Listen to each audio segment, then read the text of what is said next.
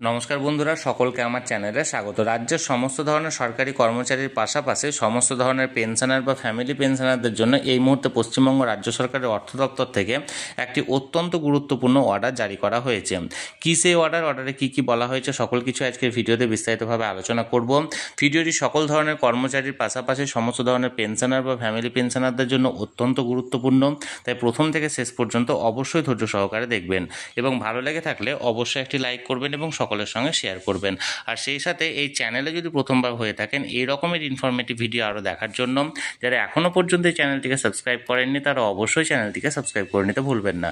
তাহলে চলুন সেই ব্যাপারে আমরা বিস্তারিত জেনে নিই। দেখুন, এই অর্ডারটি জারি করা হয়েছে government of West Bengal finance department medical sell থেকে। দেখুন ডেটটা দেখুন 8/4/2025, অর্থাৎ অতি সম্প্রতি অর্ডারটি জারি করা হয়েছে।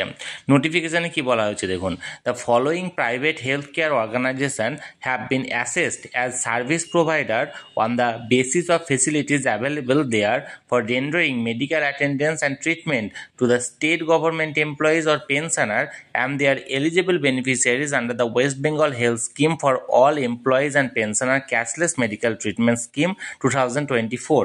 অর্থাৎ রাজ্যের যে ওয়েস্ট বেঙ্গল হেলথ স্কিমটা আছে, যার মেডিকেল সেলের আন্ডারে যে সমস্ত ক্যাশলেস ট্রিটমেন্টগুলি আছে, সেই সমস্ত ক্যাশলেস ট্রিটমেন্টে বেশ কিছু বেনিফিট এখানে যুক্ত করা হচ্ছে। কাদের উদ্দেশ্যে? সমস্ত ধরনের গভর্নমেন্ট এমপ্লয়িজ এবং সমস্ত ধরনের পেনশনার এবং তাদের উপর নির্ভরশীল যে সমস্ত মেম্বাররা আছেন প্রত্যেকের জন্য।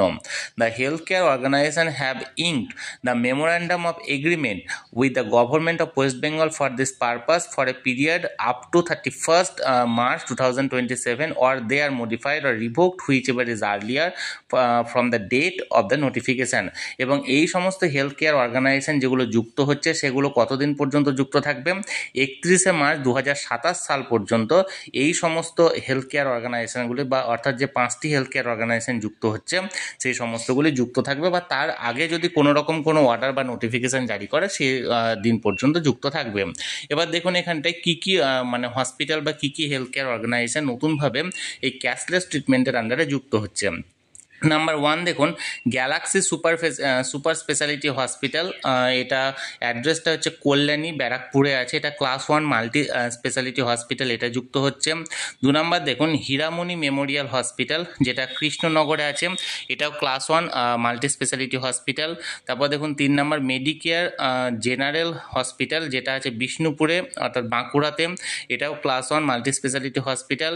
তারপর মোহনস মেডিকেল সেন্টার, এটা হচ্ছে ডায়মন্ড হারবারে এটা আছে, এটা ক্লাস 2 মাল্টি স্পেশালিটি হসপিটাল। এবং ইউমা nursing home and diagnostic centre, যেটা আছে দার্জিলিংয়ে, যেটা ক্লাস 2 মাল্টি স্পেশালিটি হসপিটাল। অর্থাৎ এক কথায় বলতে গেলে রাজ্যের যে সমস্ত সরকারি কর্মচারী বা যে সমস্ত পেনশনার বা ফ্যামিলি পেনশনাররা ওয়েস্ট বেঙ্গল হেলথ স্কিমের আন্ডারে ক্যাশলেস মেডিকেল ট্রিটমেন্টের আন্ডারে যুক্ত আছেন, তারা প্রত্যেকে অন্যান্য সমস্ত হসপিটাল বা নার্সিংহোম বা হেলথ কেয়ার সেন্টারের পাশাপাশি আরও নতুন 5টা হেলথ কেয়ার সেন্টারের বেনিফিট পেতে চলেছেন আগামী 31/3/2027 পর্যন্ত।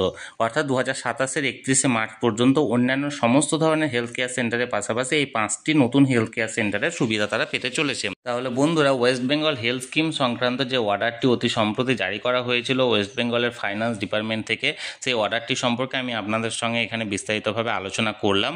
এই অর্ডার নিয়ে যদি আপনাদের কোনো প্রশ্ন থাকে অবশ্যই কমেন্ট করে জানান, আর ভিডিওটি ভালো লেগে থাকলে অবশ্যই একটি লাইক করুন এবং সকলের সঙ্গে শেয়ার করুন।